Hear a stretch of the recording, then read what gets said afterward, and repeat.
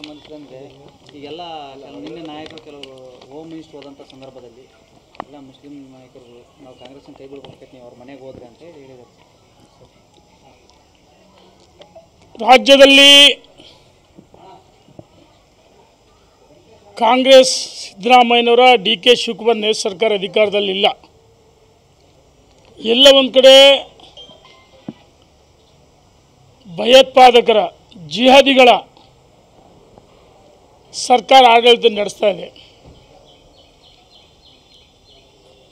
ಸನ್ಮಾನ್ಯ ಸಿದ್ದರಾಮಯ್ಯನ ಮುಖ್ಯಮಂತ್ರಿಗಳು ಏನು ಮೊನ್ನೆ ದಿವಸ ಸುಹಾಸ್ ಶೆಟ್ಟಿ ಬರ್ಬರ ಹತ್ಯೆಯನ್ನು ಮಾಡಿದಾಗ ಸಿದ್ದರಾಮಯ್ಯನವರು ಹೇಳಿಕೆಯನ್ನು ಕೊಡ್ತಾರೆ, ಸುಹಾಸ್ ಶೆಟ್ಟಿ ರೌಡಿ ಶೀಟರ್ ಅಂತ ಹೇಳ್ತಾರೆ. ನಿನ್ನೆ ದಿವಸ ಮಂಗಳೂರಿಗೆ ಗೃಹ ಸಚಿವರ ಭೇಟಿ ಮತ್ತು ದಿನೇಶ್ ಗುಂಡೂರಾವ್ ಅಲ್ಲಿ ಉಸ್ತುವಾರಿ ಸಚಿವರು ಸಭೆಯ ಪೂರ್ವದಲ್ಲಿ ಅಲ್ಪಸಂಖ್ಯಾತ ಭಯೋತ್ಪಾದಕ ಜಿಹಾದಿ ಗುಂಡಗಳ ಜೊತೆಗೆ ರಹಸ್ಯ ಸಭೆಯನ್ನು ಮಾಡ್ತಾರೆ. ಅಲ್ಲಿ ಕೆಲವು ಅಲ್ಪಸಂಖ್ಯಾತ ಗುಂಡಗಳು ಪರಮೇಶ್ವರ್ ಅವರಿಗೆ ಬೆದರಿಕೆ ಹಾಕ್ತಾರೆ.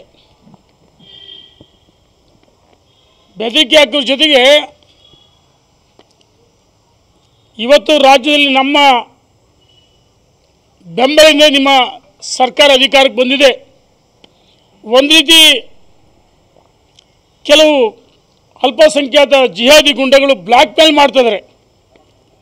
ಬ್ಲ್ಯಾಕ್ ಮೇಲಿಗೆ ಎದುರಿ ಪರಮೇಶ್ವರ್ ಸುಹಾಸ್ ಶೆಟ್ಟಿ ಕುಟುಂಬವನ್ನು ಭೇಟಿ ಮಾಡಿ ಸಾಂತ್ವನ ಹೇಳಬೇಕಾಯ್ತು.